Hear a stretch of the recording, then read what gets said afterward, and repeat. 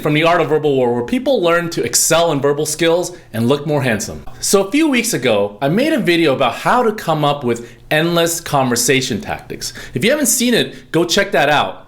So now that you know how to come up with endless conversation topics, where do you go from there? I've said in the past that the actual topics you talk about aren't that important at all. Instead, what I've said is that a great conversationalist should be able to talk about any topic in an interesting way, even the most boring, mundane, and dry topics.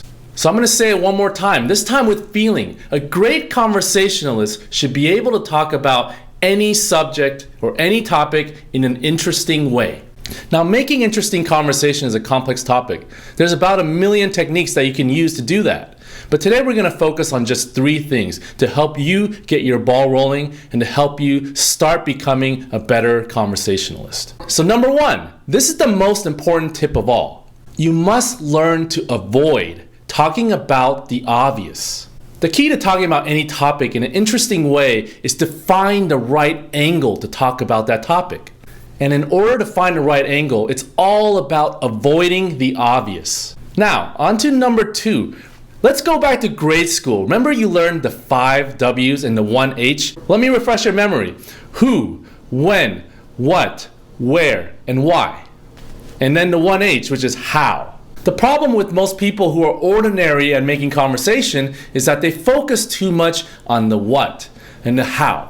So my tip number 2 is to point out to you that in a conversation between 2 people or a group, what's most interesting isn't the what or the how. It's usually about the people that are involved in that conversation, which is the who.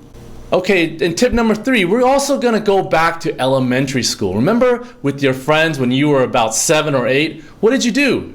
You did a lot of pretend play. Pretend play, that's all about pretending. Okay, so you're now probably wondering, how do I put together these 3 tips in order to make interesting conversation? So in order to show you that it's not about the topic itself, but how you talk about a topic that matters, let's talk about one of the most boring subjects known to man, which is, let's talk about paint drying on the wall. I mean, isn't that the driest topic, pun not intended, that you can think of? So let's go over the 3 tips and how it relates to paint drying.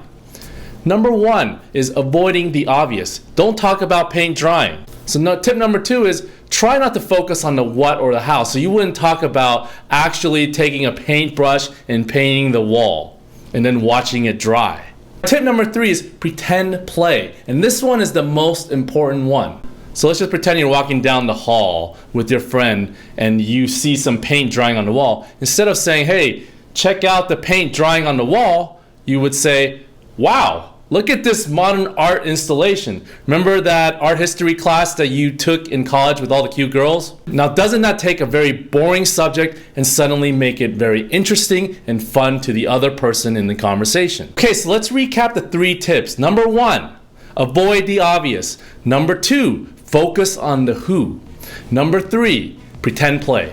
Okay, that's it for today. If you want to learn more about conversation skills and get to the next level, check out my free guide, Conversation 101, which is linked below, or you can click on the annotation in this video.